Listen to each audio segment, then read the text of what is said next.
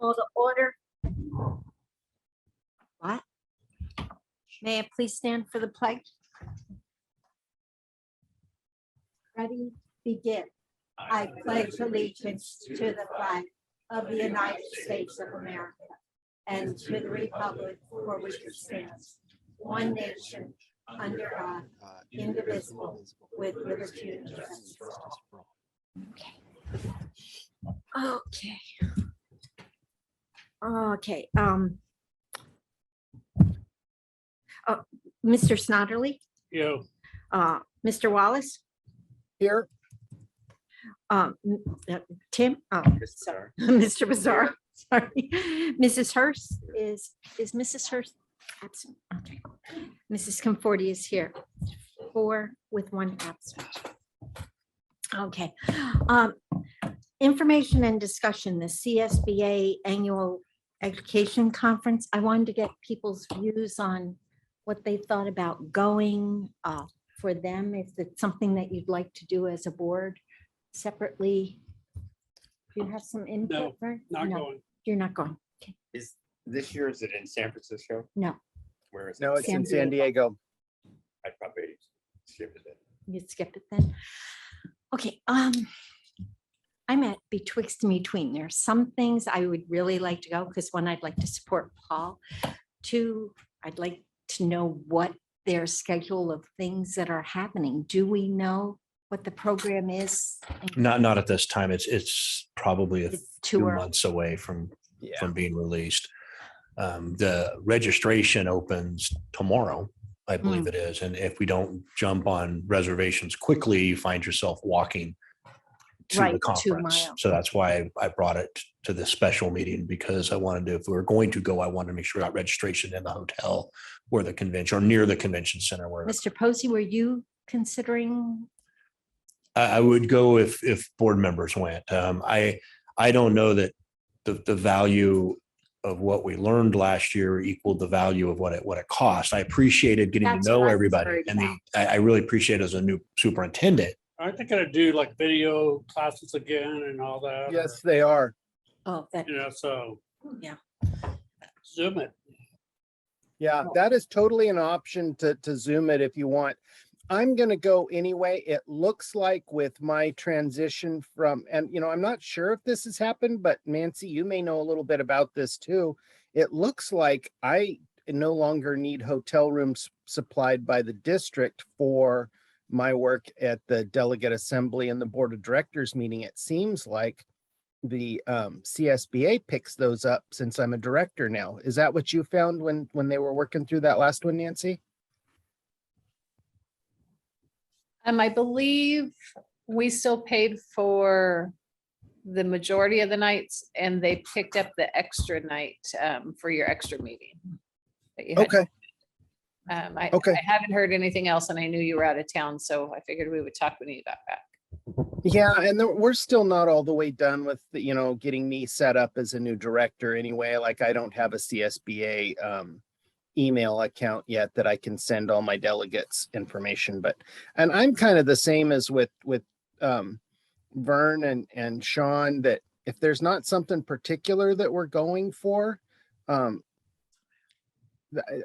okay to skip one. I think go to That's- some, skip some is good. That's one of the things I was, I think I'd rather not attend this year. That's fine by me. Okay. I will, One of the So, things that I would like to do though, is I think that, and maybe Vern, I felt like you thought that we had some real quality discussions when we were working towards Sean's contract and hiring Sean, that there was some interesting conversations that happened with the board. And I think if those conversations happen with Sean, that would be really beneficial. I would really like to, have some sort of retreat or study session or something where we can just do some looking and talking at how things are in a little less structured environment than a meeting. And if that involves some training as well, for example, iReady, what is that capable of doing? I think something like that amongst ourselves would be valuable, but I don't know if the rest of y'all agree. That's one of the things I was thinking of asking the board if we wanted to get together more like a workshop or so that we're sitting there talking rather than going to meetings that I've gone to for many Yeah, years. we could do a retreat or something, but I would like it to be structured. I just. Right. You know, these are the general topics or. Right, not know, just something- sitting around and, Yeah. and throwing something together. It'd have to be We- planned, but I think We do have on the planning, is iReady to come in and do a presentation to the board, actually train the board as to what iReady does and doesn't. iReady will come in and do that as a study session. I'd be happy to throw in something like a state of the schools type of study session with that. I think it's a couple hours with iReady. So if we did it at the same time, we could then have a nice little study session on where we see the school district going and obstacles thereof, or what the wishes of the board is in certain areas, to kind of have a more of an open flowing conversation that maybe a typical board meeting lends itself to. that's one of the things I was thinking of, because by the time there wasn't enough there for me to feel like I received a lot out of the conference. I received a lot out of us being together and Mhm. that, the working together. But I think we can do that here without the Sure. expense of down there. Ms. Bettencourt, do you remember, were we doing that in September? I'm working with iReady right now on calendaring events and workshops for next year. So I'll get together with them and see. I know that they had told us they would come in and. Yes, I would say September or after the first After the first assessment. first so you could diagnostic. use Yeah, real that would data. probably be the best time. Okay, so then right now, we're not going to the CSBA conference and No. hopefully getting a workshop or some type of work place where we can talk about something more pertinent to ourselves. Sure. And I'll keep an eye out for other conferences that might be more local that would lend itself to exactly what we talked about. Thank you very much. Thank you, everybody. Okay. Next is the public hearing on Lcap and Mrs. Bettencourt, and it's now 5:08. Okay. Edward, we lost. Oh, we lost. There we go. I'm still here. I still see you and I still hear you. Yeah, we Here, the screen. You're to the right of our screen, over in the right-hand corner. You can see. Okay, thank you, Paul. If you don't hear us, let us know. Edward. Nope, you guys are coming through loud and clear and I'm seeing Mrs. Bettencourt's presentation showing up. And I still have you guys visible. Good. Oh, there it goes. Oh, but I gotta go back. Good evening. So we're back here for the LCAP again. So I wanted to start with some of the highlights that came straight from our educational partner meetings and a lot of the staff meetings that we did throughout the winter and spring. So a couple of things that were very apparent. I think one of our top items for our community was a pathway for newcomers, which could include additional staff or additional curriculum. So you'll see that in the LCAP. We also, our educational partners wanted us to continue to look at our mental health support and evaluate. I'm sorry to interrupt, but if we could talk about what they mean by newcomers. Oh, newcomers are anyone in the country that comes less than 1 year. So they're coming from any other country and don't speak our language and they've been in our schools less than 1 year.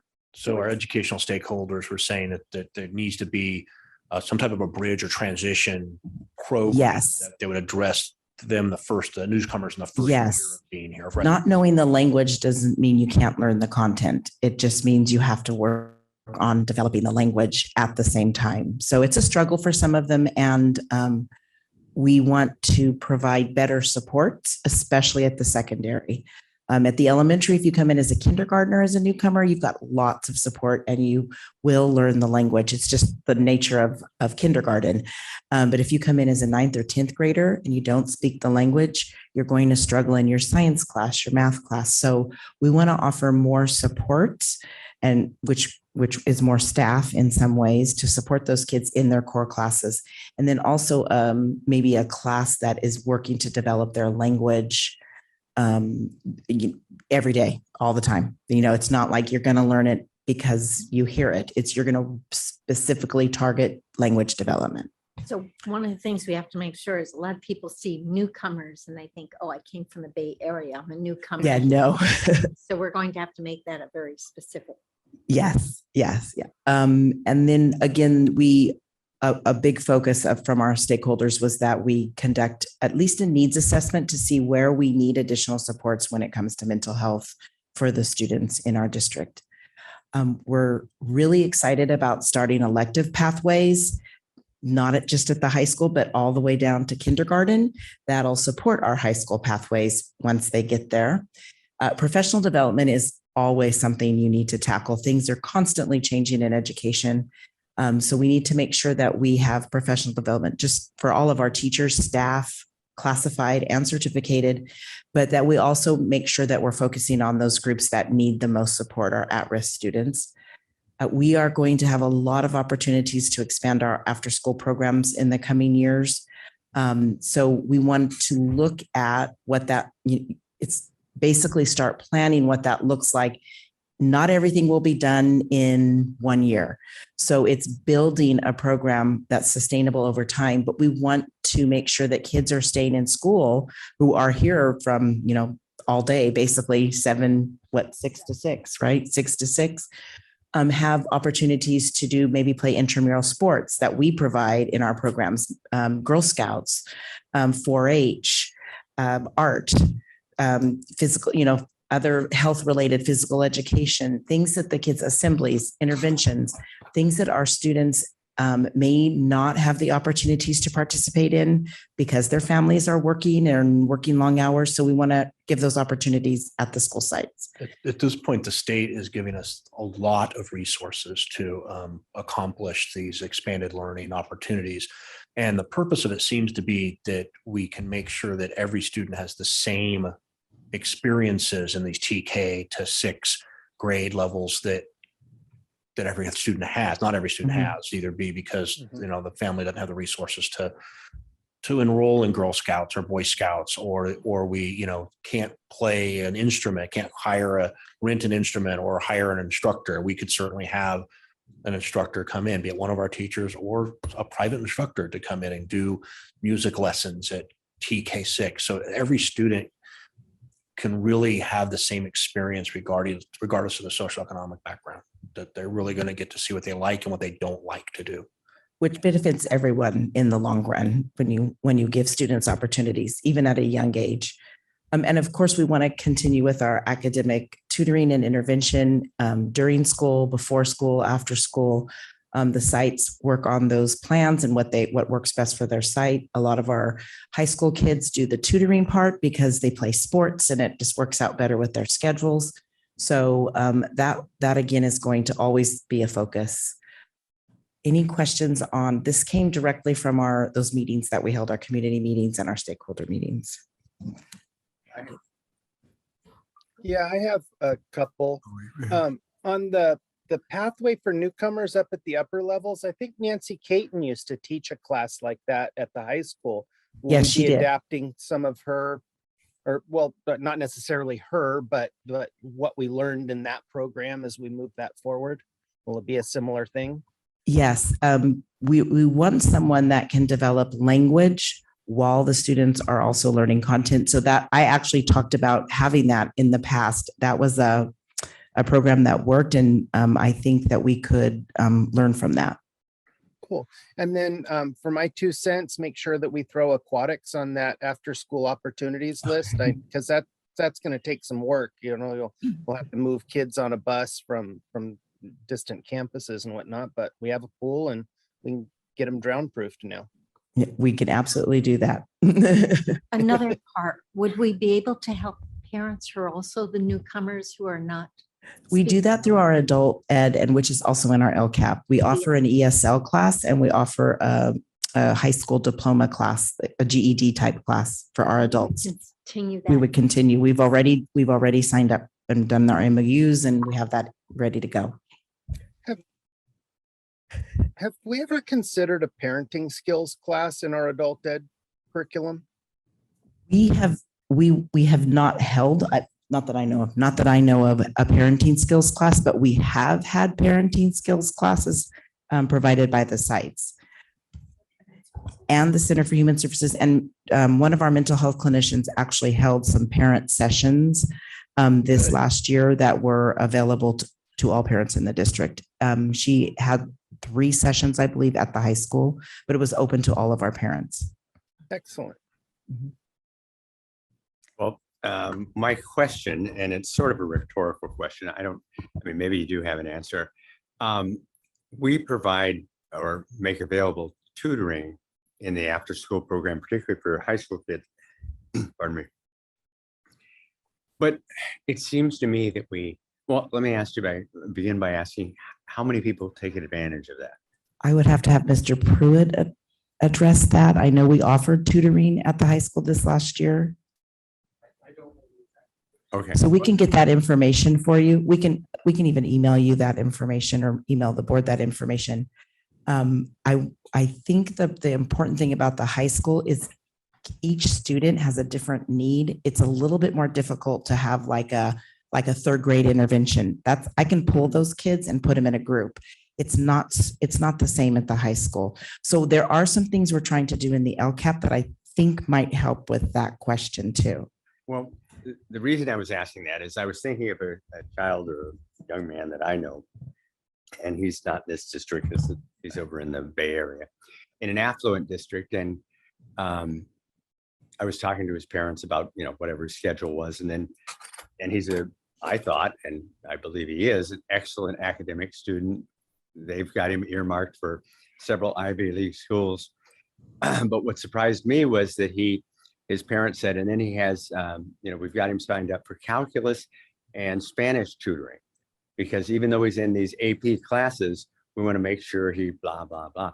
And I thought to myself, well, that's impressive. I mean, obviously they're paying for it. It's not something their school district's providing, but I then sort of thought of my own son, well, if I had said to him, I've signed you up for this calculus tutoring and that Spanish tutoring, would he have even gone? I guess I could have, physically dragged him.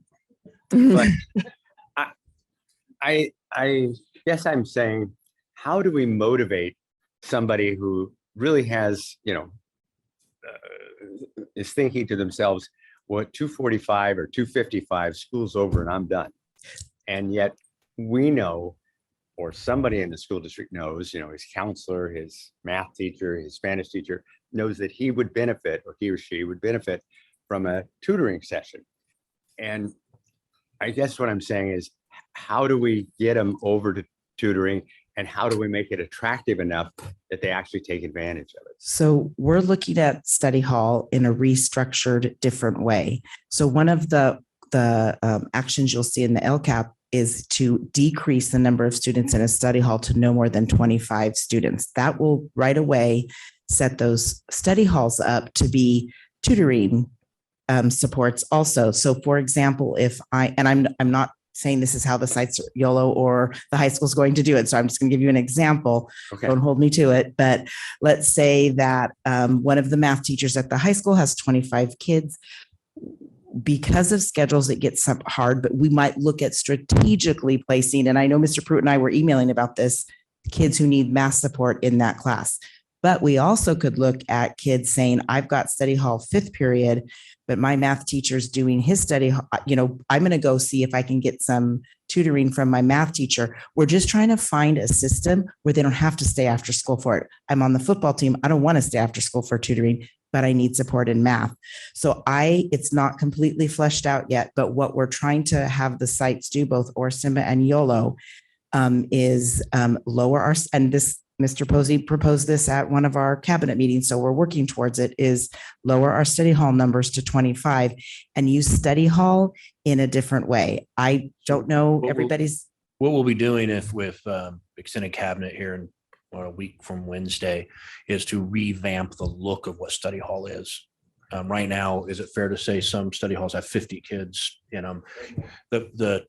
The teacher is no more than make sure you're sitting there at that point. Mhm. By getting it down to 25 per class, that teacher becomes that parent de facto, if you will, and would start advocating for that child, watching the grades for the 25 kids, 90 minutes, 25 kids, very doable, right? Okay. And also, like Ms. Bettencourt said, if there's another period open, or if there's another study hall teacher that period and they're having expertise in a certain subject, it's very easy to say, oh, I happen to know Mrs. X's has a study hall this period. You could go get help from them. So it's within the day, because I'll agree with in your example, your son's case. By the end of the day, the kids are tired. And the more we can do this during the day and during the time that we've allotted for the education, the more success we're going to have in that. And the study hall, I know when I said it to many of the administrators, it was they took this year's version, which was fine. It was just a lot of kids. And it's like we have to blow up that concept in our head. It's gone. We're going to revamp it to be more of I'm going to be looking at those kids' grades and progress, not just academic grades, but I-ready assessments. And are they falling behind? Does something seem like to bother them that maybe I need to get counseling for them?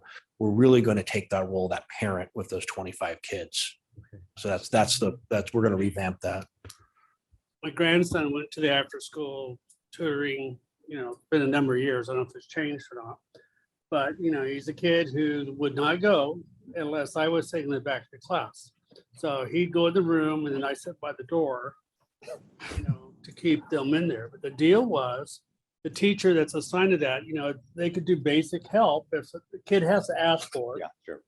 But if it was something in calculus or something like that, and if it was like a biology teacher who was on duty that day, they're not going to get much help, And that, go ahead. Sorry. I mean, it was a noble effort. The teacher there, you could, if you wanted to get something done, you could do it there. But it'd be better, like if you had a math teacher or a kid needs help, they go, visit the teacher in that field to study. I think some of the problem happens, and I mean, when I was in high school, they did some other things. I wasn't quite, in 8th grade, it's kind of hard to say to you, what do you want to be for the rest of your life? It may not even be here by the time you're done with high school. We have to have them get excited about other positions other than maybe being a teacher, just quote the word teacher, or a math person or an art person. We don't let them know what a profession really needs or wants. They don't even know what's available. And, like forensic science, unless you watch something on TV where they're using forensic science, it's like, well, I have to know biology, I have to know chemistry, I have to know this. Our students are kind of pigeonholed into, quote, the old way of what school was.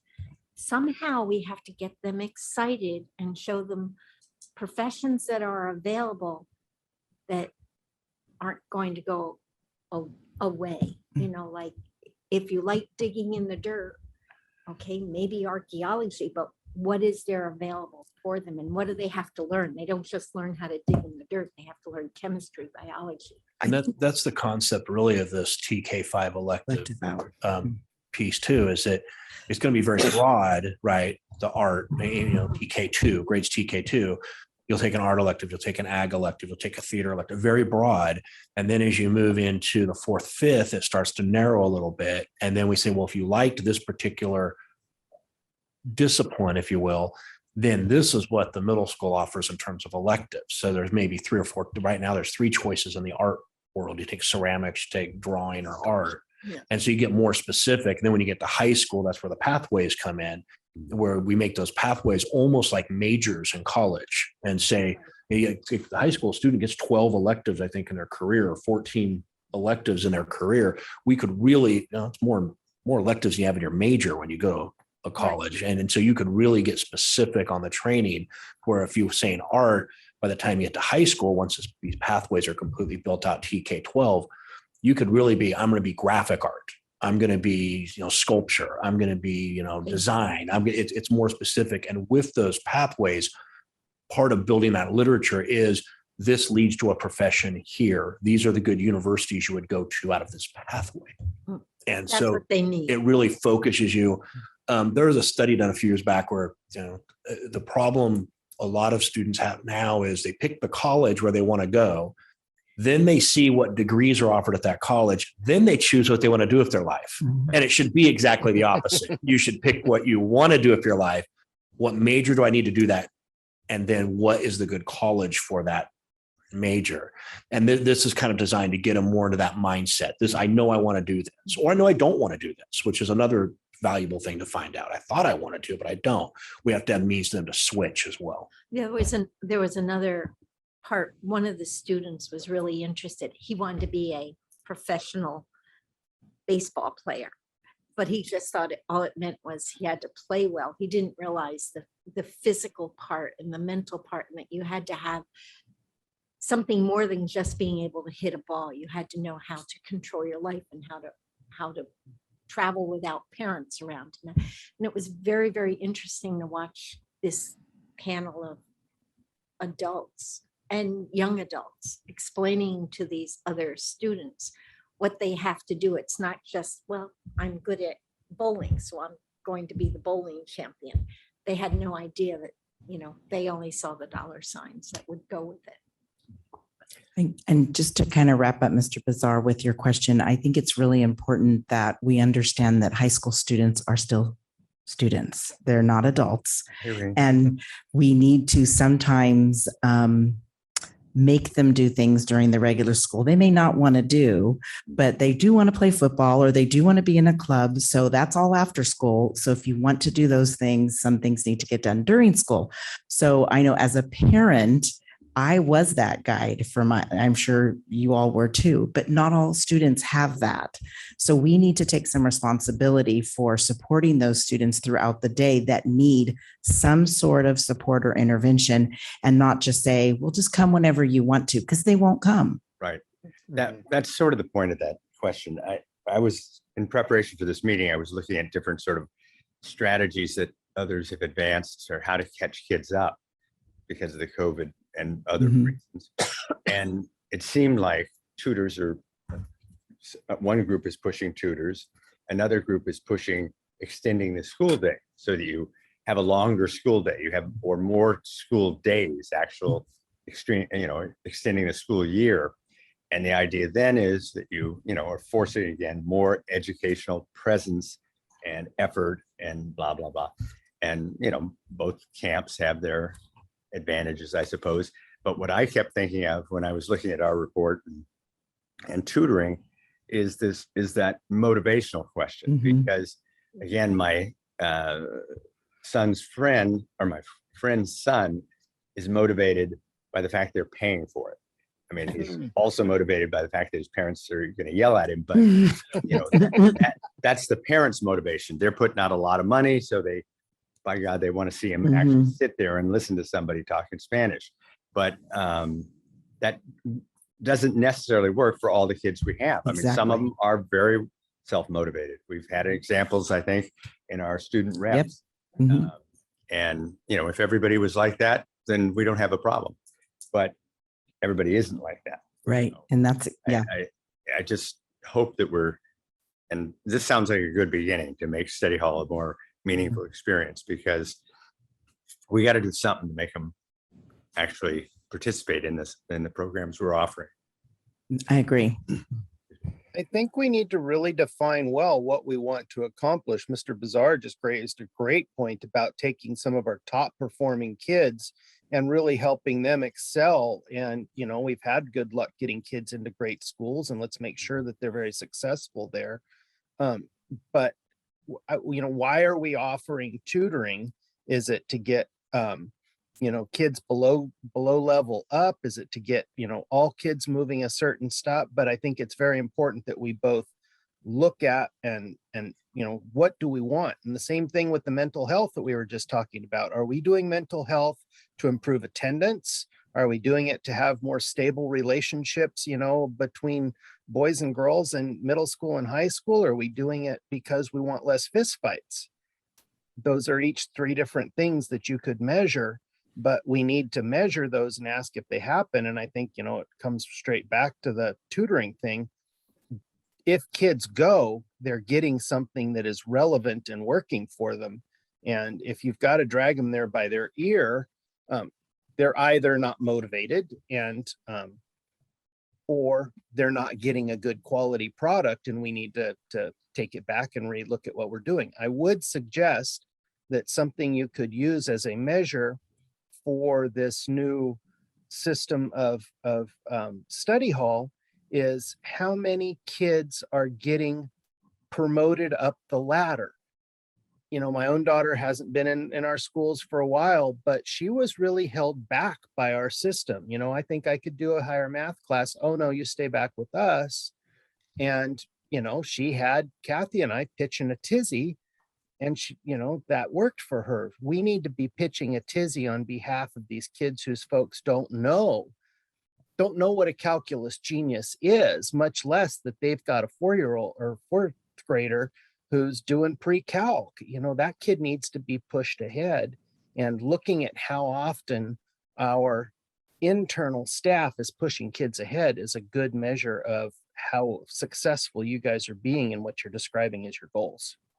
So one thing that Mrs. Robles and I are going to be doing is tracking our non-promoters from 8th grade throughout the next 4 years. So basically, we're going to look at after the first year, who the F's in English, and any student that did not become a real sophomore, if that makes sense. They don't have the credits to be a sophomore. We're going to track this group of kids over 4 years. And I'm sure we'll learn something each year. But if you fail English in 9th grade, you are already on a path to not graduate.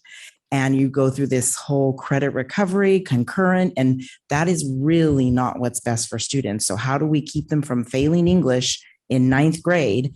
And then how do we ensure that a freshman has enough credits to be a sophomore has enough credits to be a junior? So we have met, we have a meeting tomorrow to kind of flesh some of this out, but we have to start tracking some of that data to ensure that when kids get to their senior year, it's not a mad rush to graduate. And those questions and our research on that's possible because we have the coordinator of secondary education and the coordinator of primary education. So now we have dedicated employees that are set forth to say, is this program working? And it's not a dichromatic yes or no, right? It's kinda, and how do we make it better? And so it's a constantly evolving. How do, this is what we're going to do? How do we? What are our vital signs for success? If we don't reach those vital signs, what do we do to get there? And it's going to be constantly evolving. We have an idea of what it should look like in 3 to 4 years, but that's based on what we know today. Hopefully by December, we know more, and that might change what we think it'll look like. So it'll be a living type of program. Mr. Posey, Mrs. Robles had something. Do you want to go up to the mic? If you don't mind, is that okay? What is it on? Yeah, I can hear you just fine if that's what they're after. Well, Mrs. Benton was talking about it. We're actually looking also at the 5th graders. Yes. Because we do not want to have whatever situation happened this time around with our non-promoters. We want to be proactive. So we'll be looking at 5th grade data coming in for students that are doing it, and we'll identify whatever the needs are and work with administration, make sure that we develop those interventions or supports that are needed also for Thank you. not just the board with the students right now being promoted to 9th grade. We want to start earlier and work on the students going in. And Mrs. Robles has already been asking a lot of questions. So we're good. We're going to be set with data, I have a feeling. With me, I've been relatively quiet. How many 8th graders didn't walk because they didn't have their credits this year? Roughly 20, 70. 70? It was closer to 70 than 20. Yeah. Holy moly. Or even a little bit more. They're all in summer school. They get They're- in front of a computer now, or They've been asked to go to summer school. Well, they've been told to go to summer school, but there's really not a hammer for that. You know what I mean? There's a carrot in that you can't participate in sports and those kinds of things. But for right now, I believe we have good attendance at the non-promotion. We'll see how that holds out as the summer goes on. They tend to drop out, but we've focused in, we have 3 good instructors doing the summer, what we're calling it STEP. They believe it's STEP. But what I think where our focus is really not intervention in math or science, because really what these kids need is organizational skills. They need to understand why they're doing what they need to do. They need to understand how to get help. They need to understand how to, why do you need to turn in your homework and how much percentage of your grade and how that affects your overall average. So it's really more about acclimating the kids to how do you be successful in high school? Skills. Yeah, life skills, exactly. And so that study skills class, or we'll call it Success 101. no, for YOLO, the study skills STEP. class is also a 25 cap where it's been held in the cafeteria this year, and every seat full with one teacher. But that's just a placeholder. Let's be honest, that's what that is.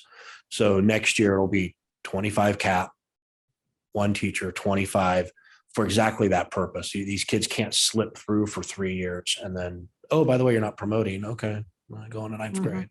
And we need to address that. We're just defining what our next workshop should be. So, that's been kind of a thing with me. And I drug literally my grandson through Orsteba. Orsteba did a good job, but it's like everything from the tutoring, after school tutoring. It's like I would text my grandson and say, how's after school tutoring going? And it's like, oh, it's going great. I got all my homework done. And I go, that's funny. I'm sitting in the class, you're not. So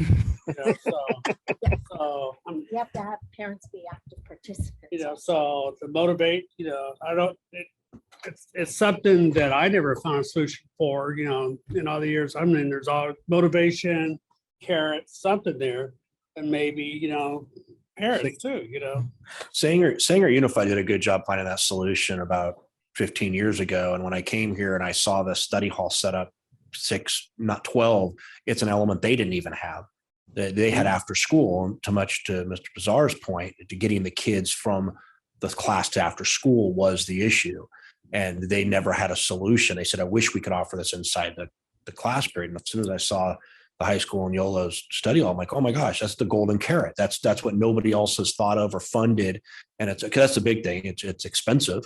I mean, let's be point blank about it. It's costing, but we got the resources now. And much like I said, during COVID, how we do things after COVID needs to be successful because we've never seen this level of funding before. And this is one of the areas we really believe we're going to be successful is really revamping that study hall. And what they're doing at YOLO for the 7th grade study hall is it's not going to be a TOSA study hall teacher. It's going to be, there will be a history teacher doing study hall a period of study hall. There will be a math teacher. There will be so it does allow you that movement like we talked about instead of just having a teacher. And now they know what they're talking about in their classrooms. They know what they're talking about, in their lessons, where they are in the modules, where the kids are struggling. They'll know how to read the I-readies to get those questions at 90 minutes every other day for 25 kids. So it is very much expecting great things out of that. And again, we'll adapt it. I'm sure, it's not going to go 100% as planned. Nothing ever does. No. But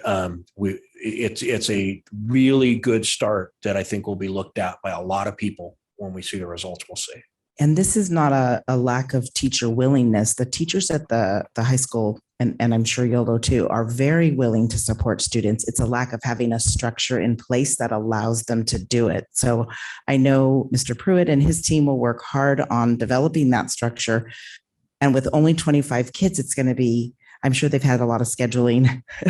He's worked hard on his schedule, but to be 100%. This is cutting out on me. Be 100% clear. You guys have just heard about it before the principals have. So it's coming. It's coming to extended cabinet. But the what fors and wheres. So I'm already getting text messages from principals. Yeah. The what fors and hows. That's part of what I call EC15, our extended cabinet on the 15th. That we'll be talking about this and exactly what we want it to look like. So, yeah, I never had a problem with the teachers that were. Problem was with my grandson and his parents before I got a hold of him in the 9th grade. And I think our approach is we've got to do what we can with our resources that we have. And I think the teachers were a great resource.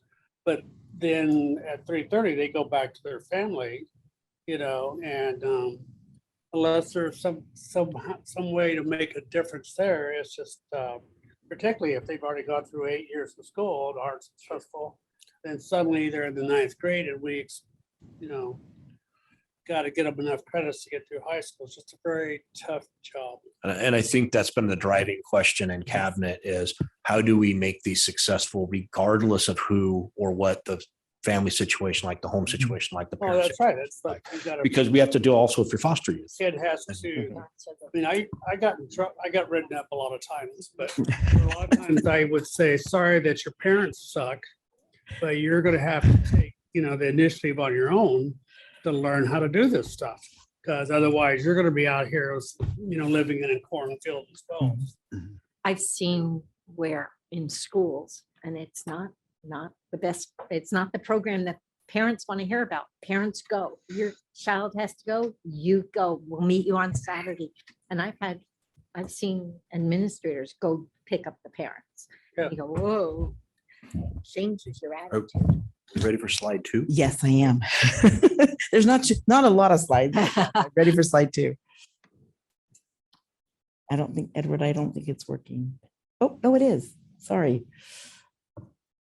Okay. Oh my gosh, I gotta go back. Sorry.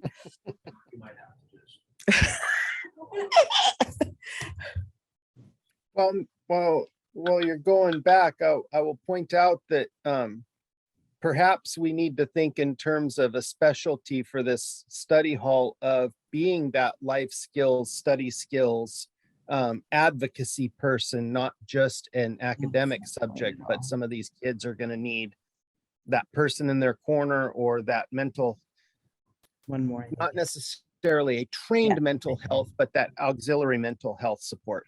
Well, absolutely. And that will be part of the focus. It's the social economic, it's the mental well-being, the organizational skills, the academics. It's really, they should take that parental and locus, you know, idea and say, I am going to be, you know, the academic parent of the kid or the educational parent of the kid, which would include the mental health as well. So basically, I'm going to go through the actions and just give a couple of highlights. They're all in more detail in the Lcap, and you can, just go to those pages if you want to see the actions for next year. But for goal 1, which is to prepare kids for college and career, we offer a broad course of study. We'll be adding an art teacher at YOLO and at the elementary. We'll be continuing to develop a CTE pathway that basically starts in kindergarten through 12th grade. We know CTE is high school, but we want to start the kids off young. And we will be purchasing a new elementary science adoption that I think we're really excited about. I think I brought that to you a little bit earlier this year. We'll continue to focus our professional development on math, writing, and special education. Of course, we do other professional developments, but we're really going to continue that focus from last year. And new teacher support will be ongoing. See if I do it the right way. Edward, can you just do the next slide? Thank you.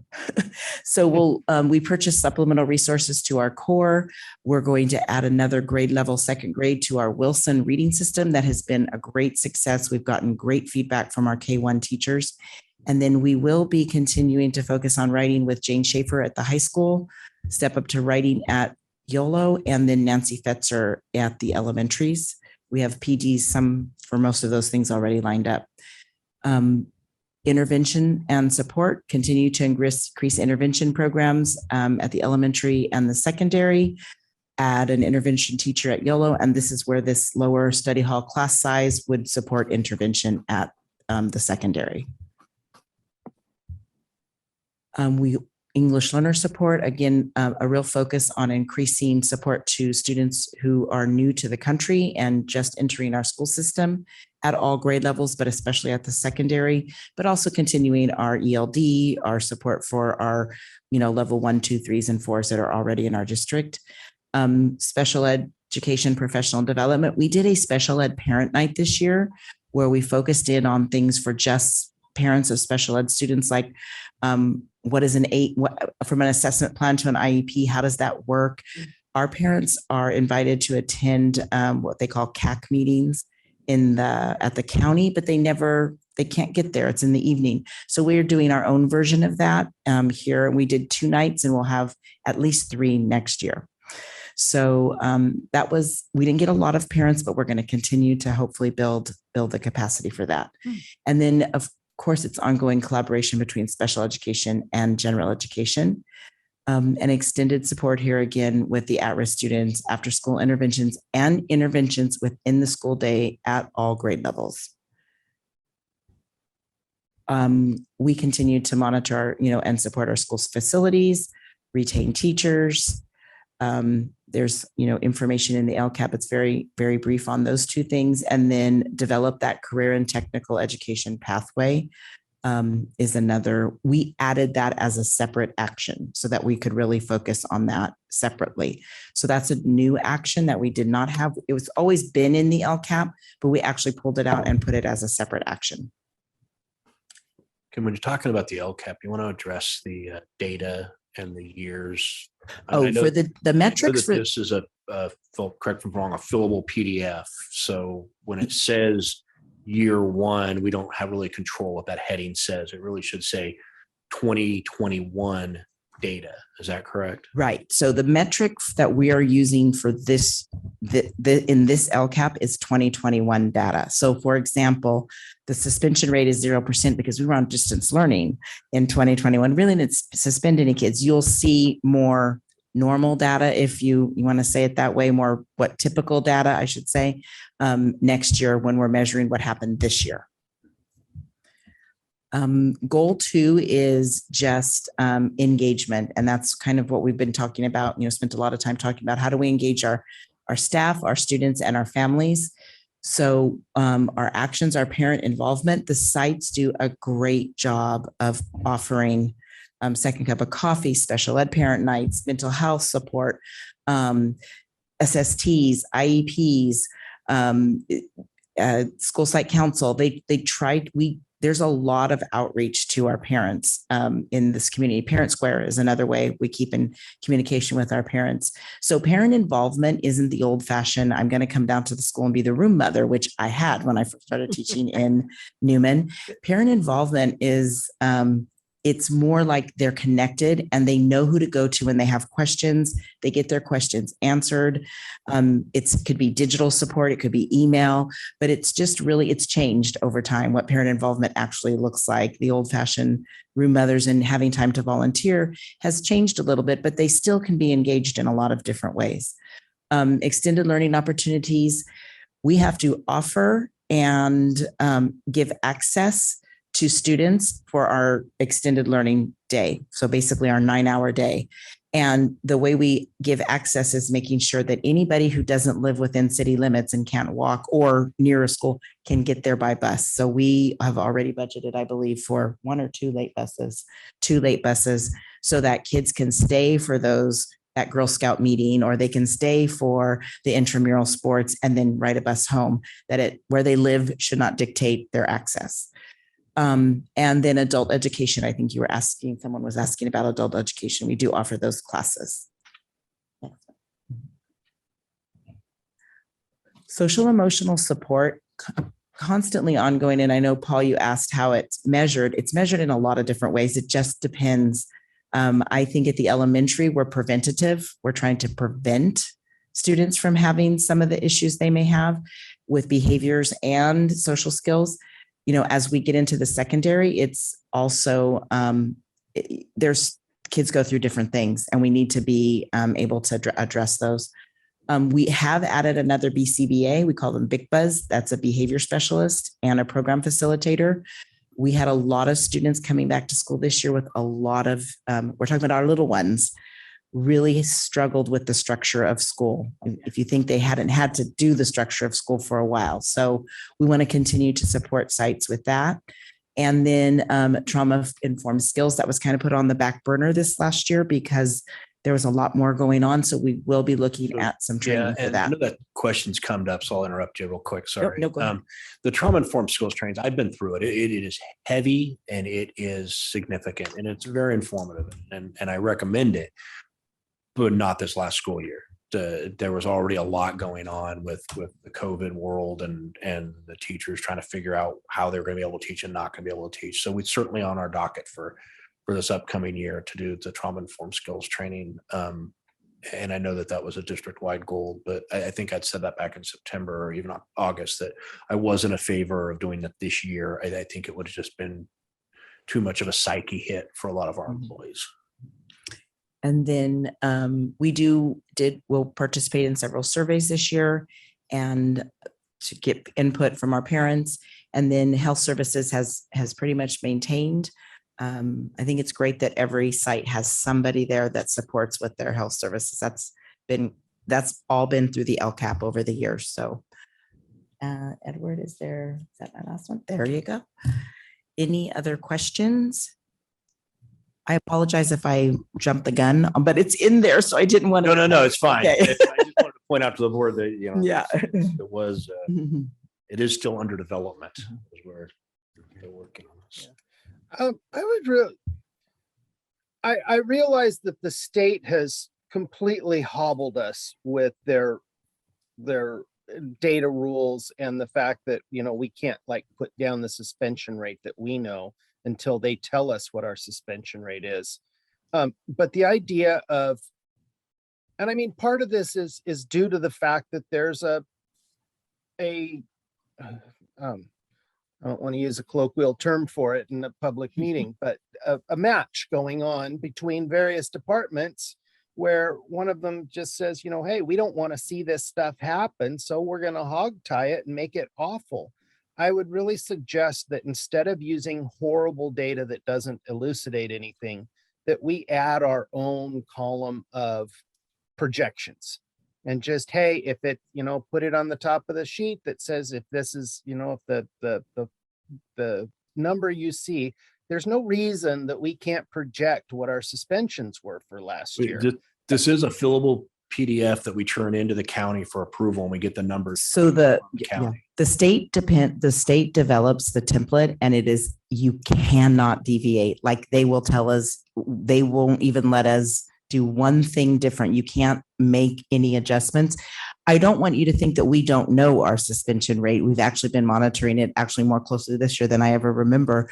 We know what our suspension rate looks like, but we report off of DataQuest, which is the data from the previous year. They give us our sources that we can use. So I don't think we can put it in this document, but that doesn't mean you can, we could always mention it in a narrative, but again, I hesitate to put something in that hasn't been state approved and said, we think we know what our suspension rate is, but they count it very differently. So it's really based on incidents. It's a whole CalPADS thing. Sharice is the expert in that.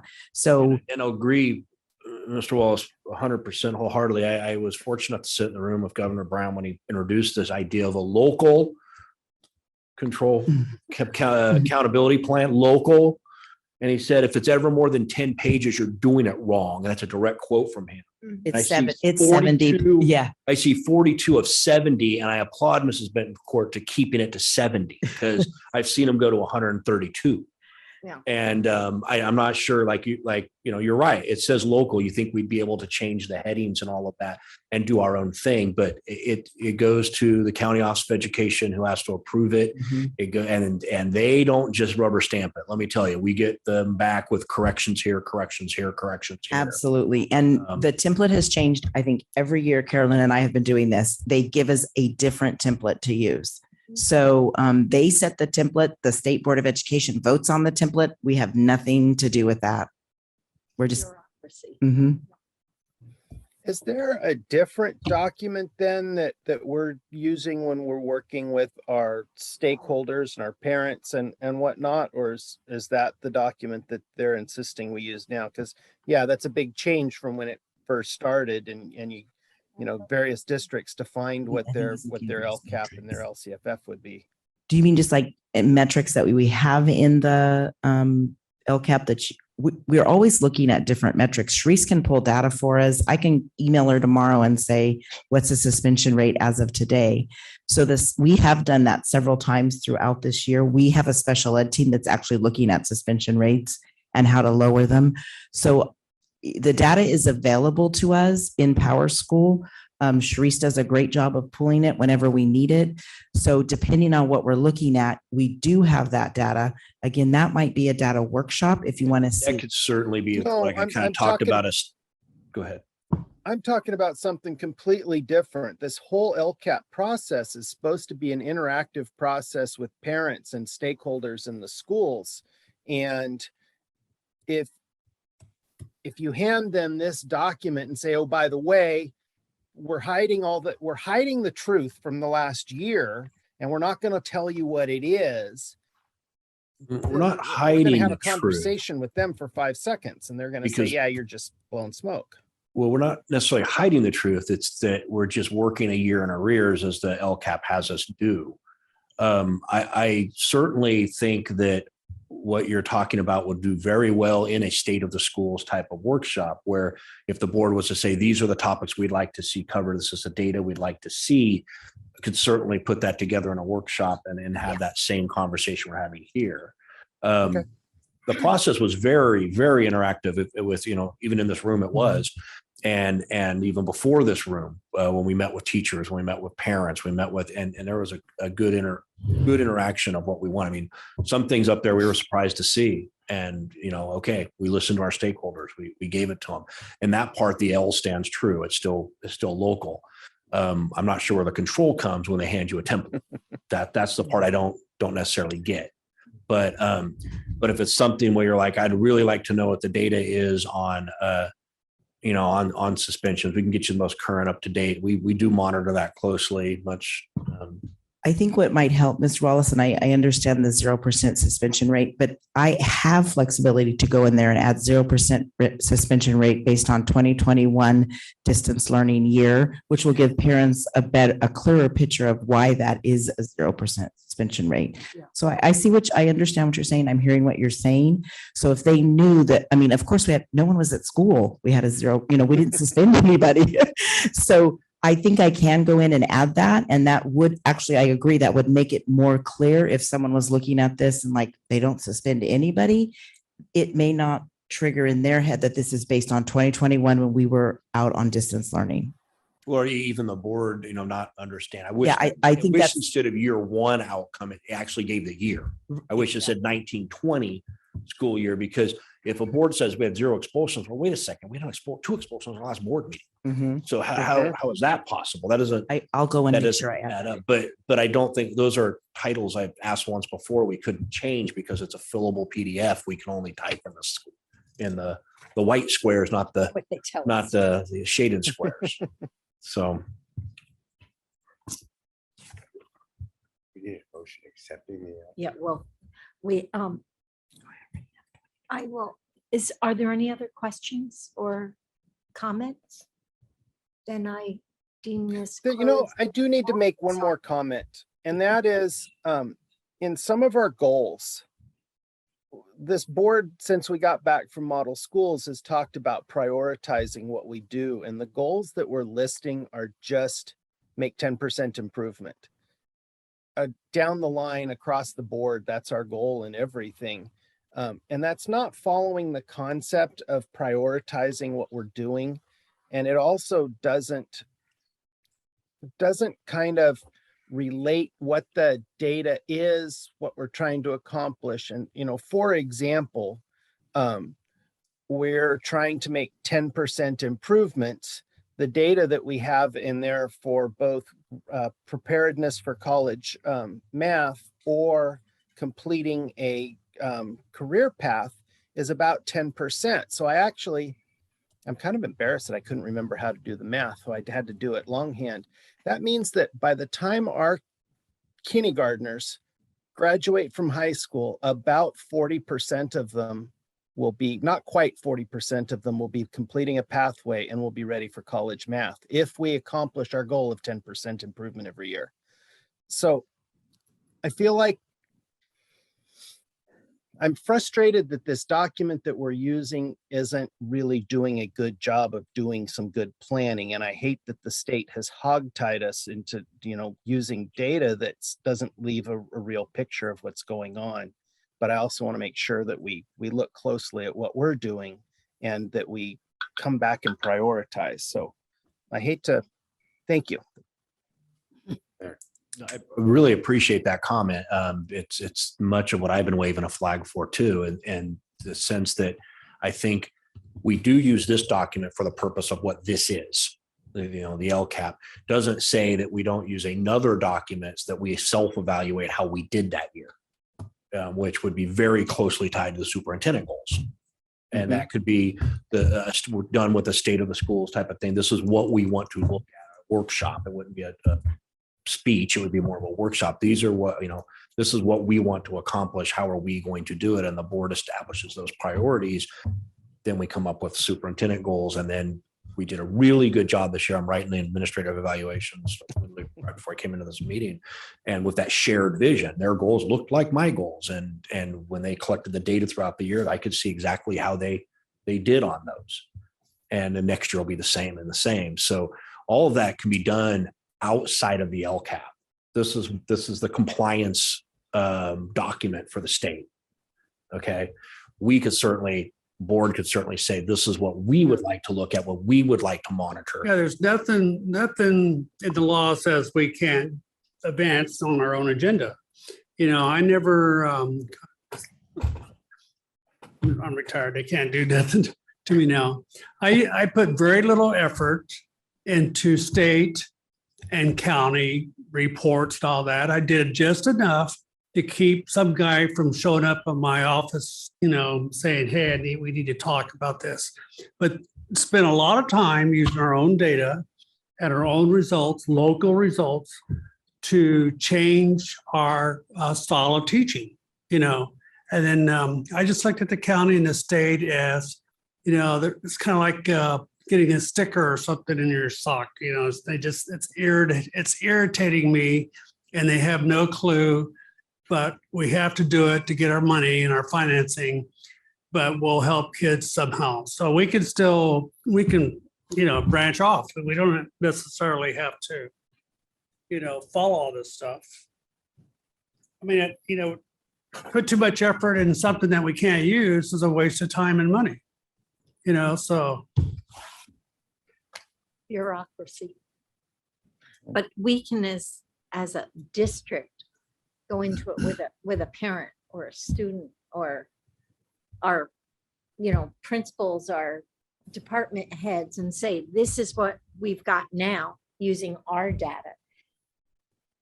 This is superfluous. We can Spending make so it much fit time up. on suspension data during COVID, God, that's a joke. Come on now. Mhm. And we just killed an hour here, Yep. Okay, are there any other comments? I'd like to close this part of the public hearing for the Lcap, and it is 6:04.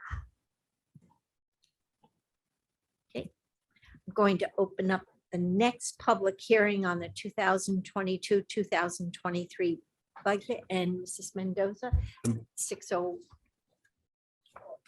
And before Ms. Mendoza started, I just want to kind of first thank Ms. Bettencourt for doing the Yes. Lcap report. Thanks.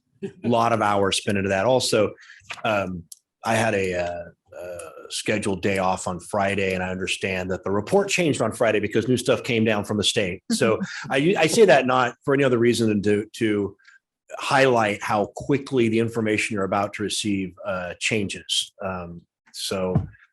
We're giving you the latest up-to-date information as of probably 4 p.m. today, assuming nothing happened in the last 2 hours. So there you go. Okay, Edward's gonna have to help me out with this one too. So I miss the good old days of Governor Brown, where what he said in January was what we got in June. And Right. not a lot changed. And I feel awful because this is the second year in a row that I've come to you at this meeting and said, I really don't have a clear picture. And I apologize for that, but you'll kind of see why. So there's a lot of money that came back through the May revision. He's proposing a $300 billion budget. And he's hoping to combat inflation by pumping more money into the economy. but he's trying to address a lot of issues: public safety, homelessness, transforming public education, and climate change. But transforming public education, thankfully, is not as broad as it was in the last couple of years, because we're all a little bit tired of transforming. I feel like we should be like going into a phone booth and coming out dressed as something else, but we're trying to, but things that he is doing are guarding against a crash that like we saw a decade ago. Go ahead, Edward. So the major themes is inflation is affecting all of us. I mean, if you bought gas this week, you've seen some inflation. So he's trying to help out through rental assistance, childcare subsidies, and part of one of his initiatives is realizing that what the school system really is subsidized daycare. And so expanding that as we can and making it meaningful. And we'll talk a little bit more about that. So he's doing a lot of investments that really we don't talk a lot about the GAN limit. The GAN limit is basically that what's collected in taxes it's kind of a balance in the state budget. So, but the more money you put into public education, that has to come from somewhere. And so he doesn't want to put it all toward the GAN limit, because then eventually he'll have to rebate to the taxpayers if it's out of balance. So he's working on that. So in the May revise, there are a couple of different things and a lot of one-time investments. And so when we talk about local control, I feel like the local control part of the LCFF is really eroding, because we're getting more and more money with strings attached. Governor Brown had gotten rid of almost every categorical program, and now we're back to lots and lots of really restricted, very small pots of money. So he proposed a discretionary block grant, which would take care of all the back mandates that are owed to us, to the tune of about $8 billion. Basically, this is an unrestricted, one-time, do what you want with it. Your board will decide how you want to spend this money. They had some recommendations, but ultimately it would be a board decision. They'd also just put money toward deferred maintenance, which we haven't seen in a long time. Our deferred maintenance right now is paid out of our routine and ongoing maintenance, which is 3% of our expenditures. That the general fund contributes to that, and about 0.5% of that is supposed to go to deferred maintenance. So there's a difference. You can see just looking at the LCFF funding increase from January to May, nearly doubled. And so that the COLA went from 5.33 to 6.5. And then there were no discretionary funds in January. Now all of a sudden there's $8 billion. So there's a lot of counter proposals between the governor's May revision, the assembly has their own proposals, and the Senate has their own proposals. So what they're talking about with this discretionary block grant, the assembly is proposing instead a learning recovery block grant, very specific, lots of things attached to it, and no mechanism for determining how much money that's going to be, how that'll be calculated. So we can't figure out any of that. The Senate wants to do something similar, but they want to give $10 billion over multiple years. So, and then $5 billion in enrichment. So all very much strings attached, whether this is a local, something that that we feel it's a need or not. This is what's coming down. So this is what they're arguing about currently. So if the governor's vision becomes reality, that gives us about 4.5 million is about what they're thinking in the discretionary. Is that the right number? The proposal I would have for that money is simply facilities. And the next board meeting, we're going to talk about, I'll have a presentation on the Northwest Newman development and its impact on the school. And they're going to have, school district, they're going to have 3 phases of the development. In phase 1, we will be able to handle all the growth comes out of phase 1, except the high school will need classrooms. And so putting another 8 classroom building in there on their campus would seem to be really good use of that discretionary money. So we can get them the housing they need for the increase in students. They're already pretty much at the limit now with the 8th grade class coming in as a pretty full class, 272 or something like that. Mhm. Yeah, so we have 3 roaming teachers now, so giving them some classrooms. It's a 60-40 match on new facilities. I understand it's 100% upfront and then a 60-40, but we'll talk later about needing to ear tag some money because we're over the 10% mark, and that's where I would see that going as well. So say again, the money amount. How much money? 4.5 million in the discretionary, and we have some other funds we'd add to that. I forget what he said, about 8 million for the budget. 8 billion. No, what did our Ours is contractors about, say? oh. The budget for For it a, was 6.5, yes. 6.5 budget, no, 5.5 budget, 6.5. Yeah. That's what he said. So the 4.5 go a long way to get to that. So you're thinking about putting all that into school facilities, The discretionary, yeah, Yeah, the 4.5. the 4.5, yeah, if the governor gets his wish, that's way. right. And you're thinking about the high school with that. For phase 1, now phase 2, we would need a new elementary school entirely in that new development, and that would be the developers would provide that. Again, though, with the 60-40 match, we still have to front all the money on that, and when we get it takes about a decade to get refunded from that. So, Probably. yeah, I would say that the immediate need, and I do not have the timeline, I will have it later this week, as to how long between phase 1 and phase 2, we could be talking a decade there.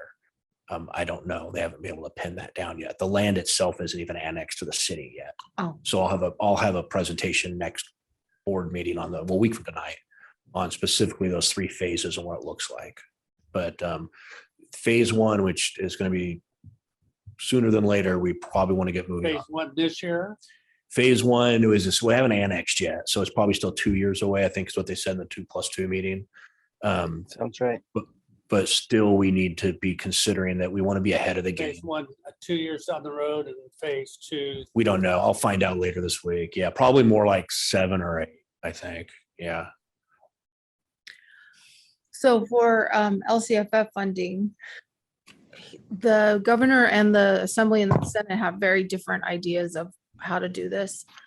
So the governor's looking at probably a 6.5% COLA, more or less, to increase the funding.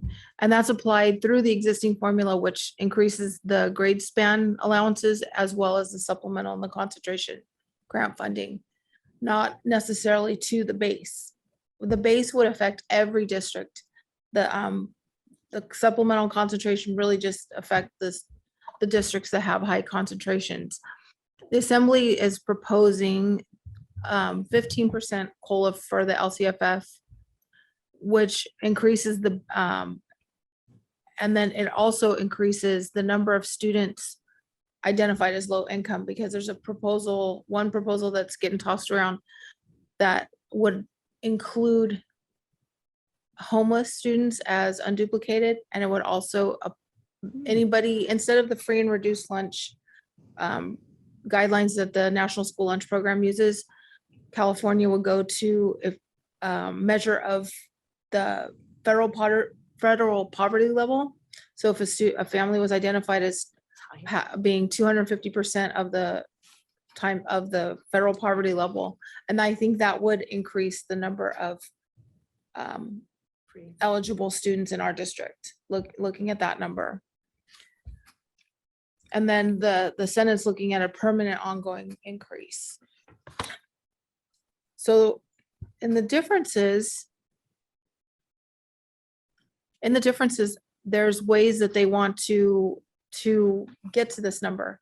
So I talked about the legislature wants to do basically an increase to the base of 16.2%, and including the homeless number and the low-income families. What he proposed as far as the ADA number on how to generate the funding, the average daily attendance this year took a hit for a lot of districts, including ours, because of the mandatory 10-day quarantines. Kids were absent a lot. Our absentee rate was, our attendance rate was in the 80% this year. Usually it's 95.5. So that took a big hit.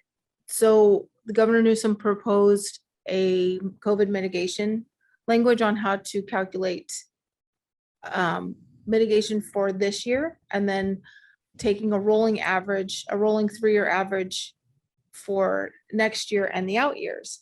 And you could basically apply whatever was the highest. If it was your actual funded percent, or one of these other options, the district took the best one and figured out from there. The legislature proposal takes that out completely. The discretionary block grant has a lot of strings attached to it. They think the learning recovery block grants should be used for salaries, benefits, and employer contributions to pension. And it takes that funding out of the multilingual school and classroom library grant and the literacy educator grant. So they're taking money out of the classrooms, and putting it towards salary. It seems that there's pressure from employee groups that are pushing on that. The other part of it is what we call the extended learning opportunity program. This is the 9-hour day and the additional funding that's tied to that. The legislature proposed on Friday to extend the grace period for implementation. We were supposed to be fully implemented this coming year, we'd have one more year of grace period without being audited. And then the following year we would be subject to all of the compliance issues. They wanted to kick that one down one more year because a lot of districts haven't really done anything with it. So the ongoing funding would be about $400 million less than what we're projected to get from the May revision. So, but it would also changes the allocation formula. So for a district like us, we are over 75% unduplicated. We would receive $3,000 per targeted student. And that would mean any unduplicated TK6 student, we get $3,000 per student for this. This is outside the school day. This is the 6 a.m. to 6 p.m. It's a lot of money. It's millions and millions of dollars. So there is also a one-time infrastructure grant for this ELOP, which is very specific, but we don't know how to calculate this number either. So deferred maintenance, and then in order to pay for these things, it's eliminating the deferred maintenance. It's eliminating math and science professional development and the community schools initiative. So which is really, it's very interesting on where this is actually going to come out and what we're going to end up with. So what's not in the May revision? Pension assistance, which pension goes up next year significantly, especially for PERS. Transportation funding, basically since the Lcap started, since LCFF started in 12-13, we haven't received $1 more for transportation. Transportation costs have more than doubled since then. Mrs. Mendoza, with all of this gas that's going up, have we heard anything from First Student? I mean, raising their prices? I have not seen their prices for next year yet. I don't know if you've seen them. So there is another proposal on the table to not next year, but down the road, to fully fund home to school transportation. The state is recognizing that it is a need. And so we know kids have to get to school. And so it should be a funded initiative. So there are a couple of different things that could help us out down the road. So that could make an impact. And then we'll be implementing universal meals next year. We've already done that the last 2 years. Anybody that wants to eat can eat. So some districts are concerned that that's going to have a negative impact on their unduplicated, because if children are eating for free, parents aren't going to be motivated to fill out a form. So we did really well actually this year. Our learning directors went into the study halls and called parents had their kids call home, and we took the information over the phone. So I'm confident that, and our unduplicated rate went up. So I'm confident that we can get that done next year as well.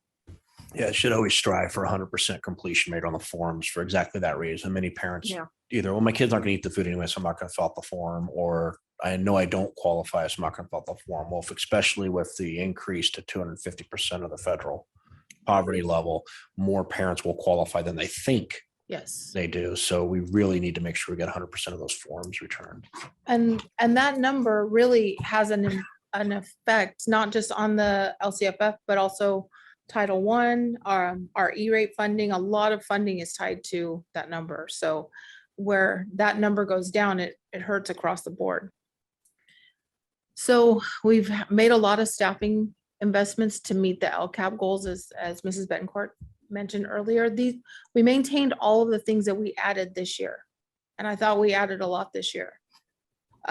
Going into this year, I won't go through all of the lists, but HR's been busy. So we've maintained all of this list, but wait, there's more. So we've identified some new additional staff through the LCAP process, an additional TK5 counselor, which will help, this will make sure that Hunt has a full-time dedicated counselor, and we'll give a couple more days to Benita, or a couple of more days to Von Renner. So they'll have 7 days of counseling next year. They'll have a 5-day-a-week person plus 2 extra days, and then 3 days at Benita. And then we have an additional TK5 resource specialist and an additional one at the high school just for case numbers. We have a lot of special ed students and they're matriculating up. We have added 2 additional art teachers, one for the TK5 to add prep time into the instructional day for TK5 teachers, and an additional one at YOLO. And we'll be restructuring study hall. We've already talked a lot about that. And we've added some other support positions, and we're adding 2 additional TK as we roll out the implementation for expanded TK. And then we're still working on an additional intervention teacher for Von Renner and expanding the ELOP staff, because that program is just going to be enormous. And we added a parent liaison, which will help support parents navigate through different services. They're going to really be working closely with Center for Human Services and getting people support that they need, that they may or may not be able to access directly at a school site. So universal TK expansion starts next year. So the May Revise did have additional funding to lower the classroom ratios in TK. What they're expecting is a maximum size of 24 students and an adult to student ratio of 12:1. So that can be a paraprofessional, it doesn't have to be a credentialed teacher, but there is certain credentialing that has to be in place, and they've given us a date for that, but I believe all of our people already have it. So there is this kind of just goes on how this will work, and it's based on the additional TK students that are enrolled.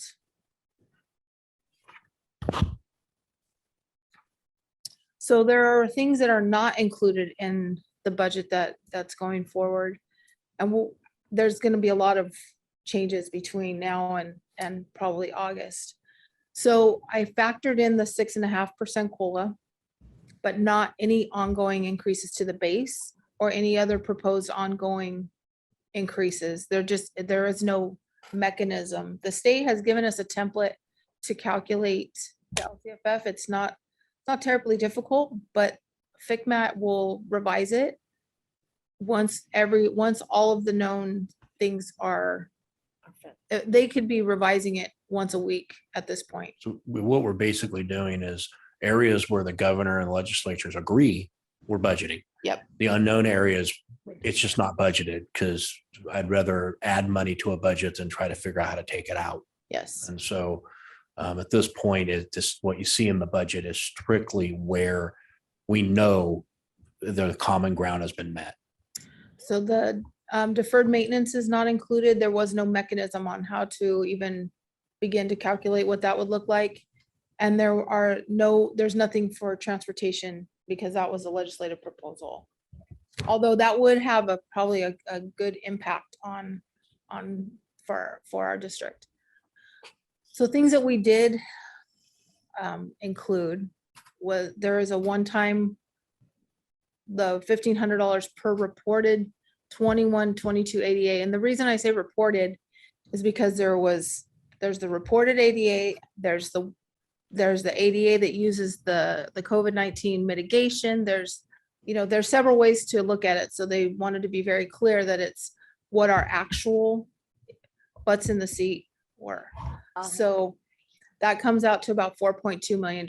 And that's a one-time, as the governor proposed it, unrestricted.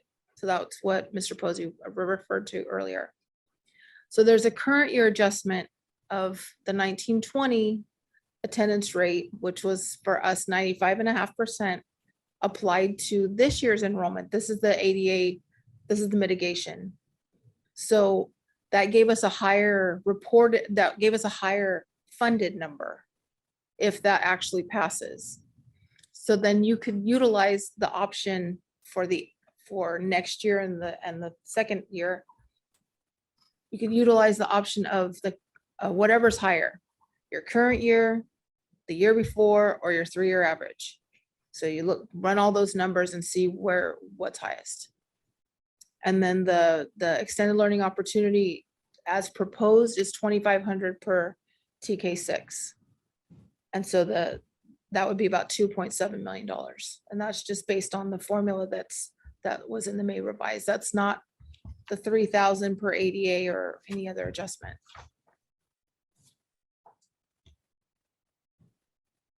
So the multi-year projection, this is something that I've really been putting a lot of attention to, and it's been a little tricky because of all the one-time money that's ending. Some ends next year, some ends this year, some ends the third year. So making sure we're spending all of it, we're allocating it all out, and to make a clear picture. And as I told Mr. Posey earlier, it's always that fourth year that gets a little tricky. So there may be new factors that determine our ADA calculations once everything is passed. So I can use what I know right now, but that could change. There may be new factors that determine how the LCFF is calculated. And a lot of the big factors are the timeline for when we actually receive the money, when the money sunsets, I just wanted to put that in there, that expect changes from once it's and even I could see this happening even first and second interim. I could still see probably change. There may be changes coming down the road. Mm-hmm. Carolyn, how late do we get payments from the state usually? A couple months? No, it's been on. Everything's been on time. He did away with the deferrals this year. So everything has been on time. The federal money The federal special. is where that is too. And something else I didn't really talk a lot about was special ed funding. Yeah. There are proposals at the federal level to do increases on special ed funding. Those are not included because we'll want to wait and see what that's going to look like, if that is true, that will be a significant impact, positive impact on our budget. So I'm looking forward to hearing more about that and seeing what that comes out to. Now, there are risks because of what's happening with the world economy. There are risk factors for the budget, and inflation being the biggest one. Supply chain issues we are still dealing with. Just from food service, it's just been a wild year. The stock market, because the state budget is so dependent on capital gains tax, personal income tax, with the wealthiest portion of the population funding most of the tax revenue, the stock market plays a bigger proportionate role with the swings. And then the Russian war and the increases of COVID cases are still a factor.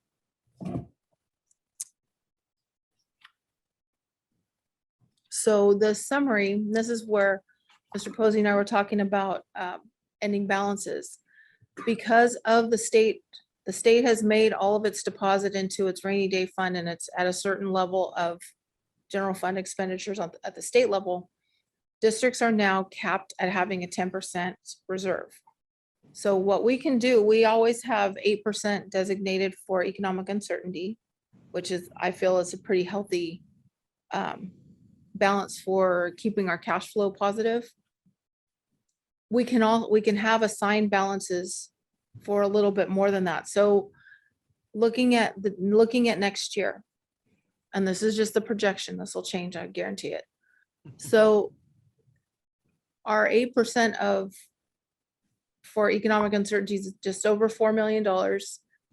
And then that additional 2% is what you see in the assigned balances. It's just over $1 million. So those two lines get us to 10%. The restricted ending balance doesn't really count because it can only be used for certain things. That's where all that one-time money is sitting. And so that will be spent down the next 2 years.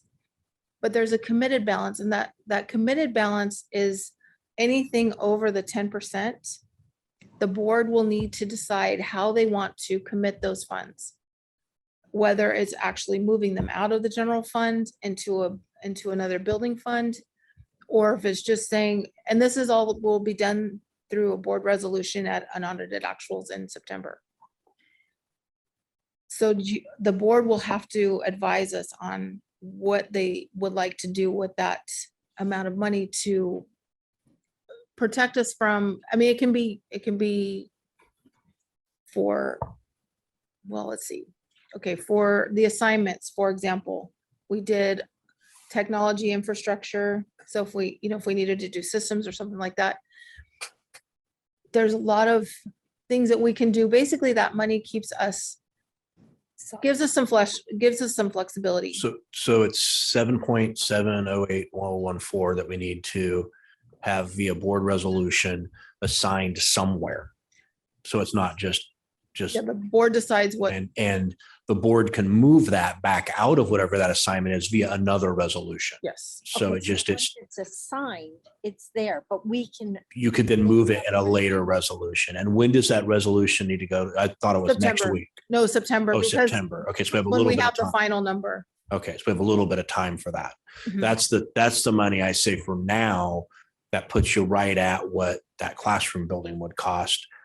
I'd like to see that go into a facilities, especially knowing that growth's coming. I'd really like to get ahead of the growth.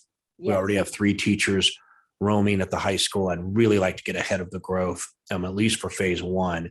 I know in talking with our architects, they say from green light to getting the keys to a new school is about 10 years. So we need to start thinking about phase 2 a little bit too. But that's not necessarily needed to happen on June 6th of 2022.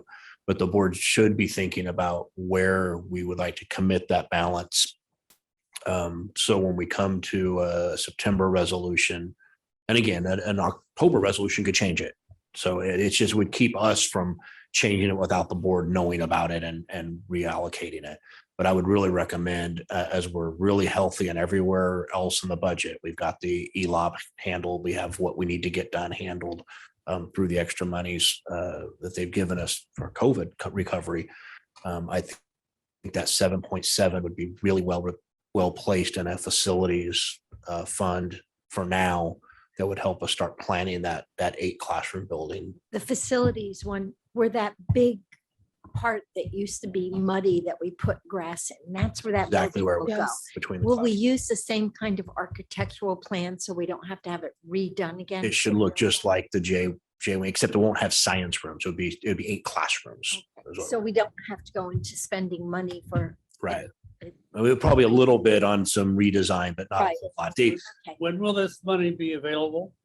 So, okay, so this is the ending, the projected ending balance for next year. But there will be, I'm pretty sure that there is gonna be money in September from the 21-22 budget to commit as well, that we will have to deal with. I don't have that exact number yet, because once we close everything, then we'll know where that number is gonna be. This is what we're looking at the end of next year. So again, that would be in a board resolution, but we're gonna have to do a board resolution every year that we're over 10%. Okay, To so commit those funds. that building, which we want to have done in approximately 2 years. Right, so we would correct. try to send it in just as soon as that. We budget want to is start getting solidified. moving on it as soon as we know what the plans for phase 1 is. Again, I find that out later this week, and I apologize, just have a schedule. No, So how many yeah. teachers do we have now at the high school that don't have a classroom? 3, 3 right now. So Yeah. we'll start in August, September with 3 roaming teachers. correct. That sucks. It does. Sounds like, And with about another, and we've got a spike coming through with the 8th grade class being really big this year.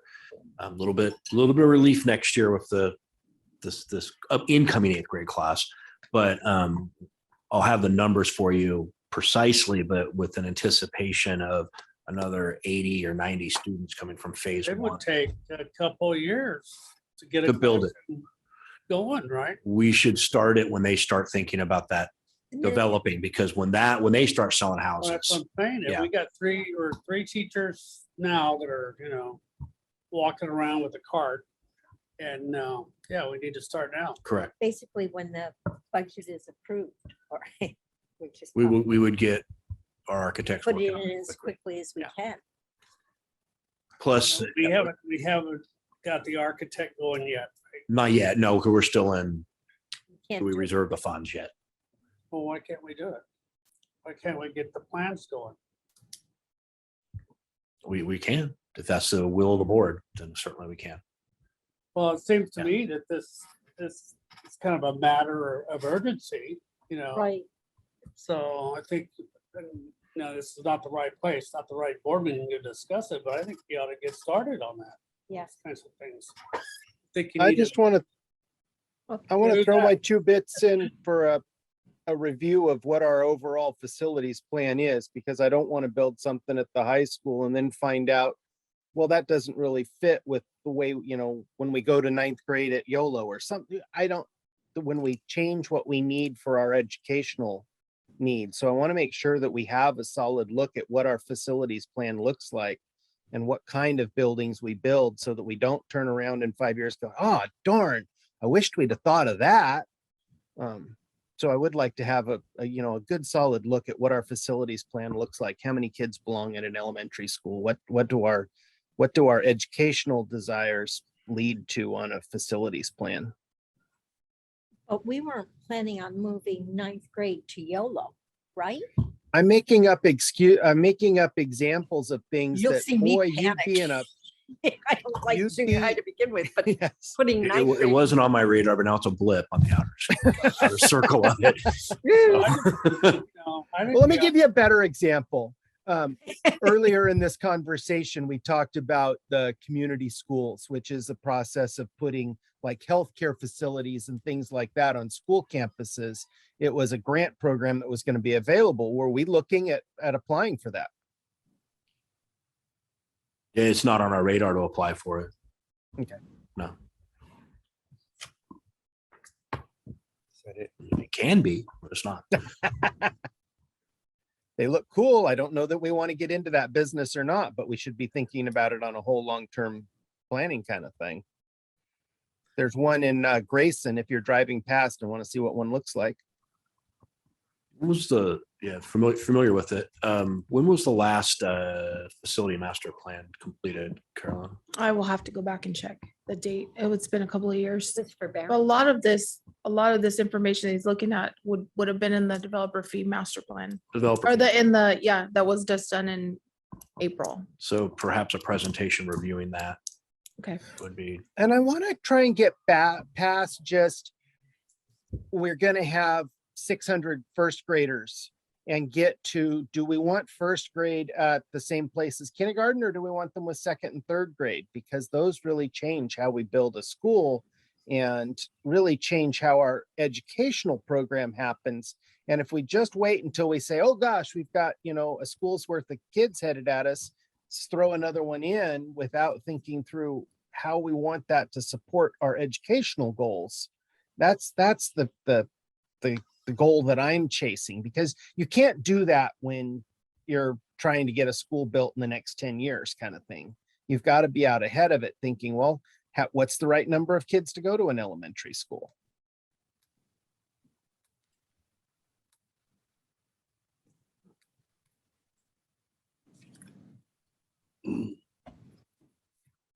Okay. Because it's a good time to ask if, if this is the phase one or whatever you're calling it for the building in the classroom, and we have monies coming in, what the current rental rates are for portable classrooms. when we talked with the architect, they said they're not even recommending those anymore because they're so expensive compared to buying them. That by the time you rent them, that you're better off You're absolutely. You're talking about having started renovating construction. or renting? Rental, Leasing, leasing. yeah. Yeah, we still have a couple lease. of leases, but, You pay for the infrastructure to be able to power them. Right, yeah, right. Yeah, and I don't want.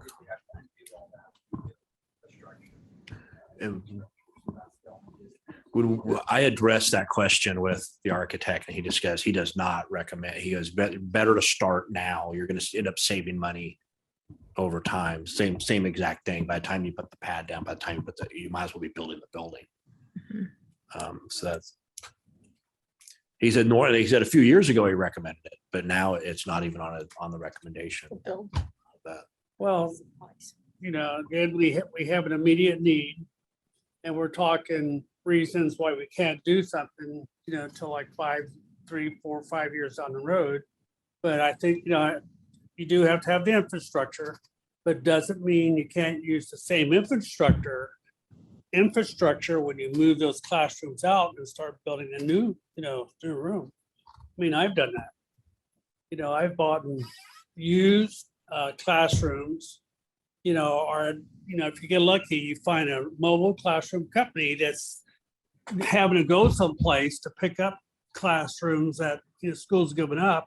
And if you can catch them at the right time, they'll bring them to you cheap or free if you buy them cheap or lease them, I keep thinking of the horror that we have right now at Von Renner with all those that we can't use Well, or get rid of. Years ago, I said, let's get rid of those, tear them down, Yeah. get rid of them. And then we fire have to condemn hazards them anyway. in for a while. Because of the- So it's the wrong board meeting for all this, but Yeah. and you're bringing up questions. sure. Right. We're bringing up questions like we have teachers up without classrooms, and how are we gonna fix that? And we don't have an answer here. We may get money somehow. The architect says, don't do this, and phase one's coming 2, 3 years down the road. In the meantime, we've got kids without classrooms. Which is why I think we don't wait for phase one to start that project. That's the kind of the point of putting that in, that saying, no, that 7.2 is going to go. And if it ends up getting covered with developer fees, well, then it just backfills the money we already spent. So, that can happen. There's a few strategies in that. I do think this is the right board meeting to have this conversation. And then the next one, I'll actually give you the numbers. Well, the next couple of board meetings, we need to have a plan, let's Correct. get something going. Correct. I'll know more. I think my meeting with the developers on Thursday. I'll know more about that at that time. so as you can see, having all this one-time money just sitting in the balance, and the reason we did it that way was to really be able to have the plans that we had in place and all of the things that we wanted to do with this with this one-time money, spread it out as far as we could. And really, they gave us about $13 million. And we really wanted to make sure, see how long we could make that last. And with the things that we have in place, whether it's the additional intervention teachers, the just different supports that we put in place. But with that said, this will kind of sits at the bottom line. So you can see why this will go up. And so we'll have to address that as we go forward. Part of this big reserve is that one-time funding that we're looking at, but for both the ELOP and the one-time $1,500 per ADA, that $4.2 million, and that's in the next year. So Fund 13, planning for next year, we're looking at a full return to normal. We did almost back to normal this year. So everybody can get access 3 meals a day at no charge. And then, but we forecasted the revenues based on traditional national school lunch reimbursement rates. I believe that there will be, the state will put in additional funding for that, for the universal meals, but we wanted to be as conservative as possible. So we're making a lot of equipment investments at Von Renner, or Simba, and Bonita this coming year. Actually, YOLO as well is getting quite a bit of new equipment, and then we'll be working on getting the new kitchen at the new multipurpose room ready to go as well.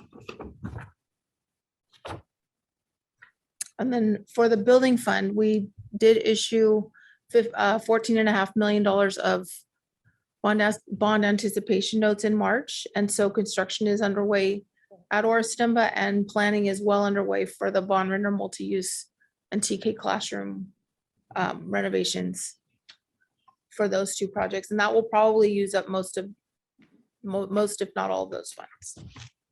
So the next steps that we have will be, the state will be adopting their budget on June 15th. We will be adopting our budget 2 days before that. So most likely we'll see a 45-day revision in August. Any other questions? That was a lot of information.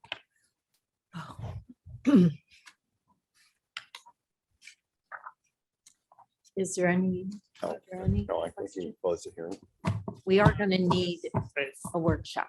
Same process every year. Yes. Mr. Wallace, do you have, I don't know if he's still there. If you have any desire to be doing some advocating with our legislatures, let me know. I was sat in on a lobbying call with Senator Caballero the week before I came down here. Really should reach out to Adam Gray as well. And I have some of that interest from some of my other delegates. So I may be trying to set something up. And certainly if you're in the mood to call, I can let you know, for example, transportation, there's two proposals. One's a much better proposal, and I can give you bill numbers and stuff like that. But we did have a really nice call with Senator Caballero. She seemed very responsive. Of course, she won't be our senator next year, and Adam Gray won't be either. We'll have 2 new people with completely redistricting stuff. So, Mr. Wallace, my will only you be comment. back for next board I'll be meeting? back for next meeting. Yes. I'll fly. Well, if all goes right and the sun shines, the creeks don't rise, my plane comes in on Sunday, and I'll be there for the meeting on Monday. Okay. We expect an accent by then. So I close this open, a public hearing at 6:50. Whoop, on time. Okay. May I have a motion to Adjourn. adjourn? I'll make that motion. May I have a I'll second? second. Whoa, okay, Let Paul do it. okay. There you go. All in favor? Aye. Aye. Aye. I Opposed? Okay. 4. 1 absent. Okay. Um, Okay. Nancy, do you want? More questions than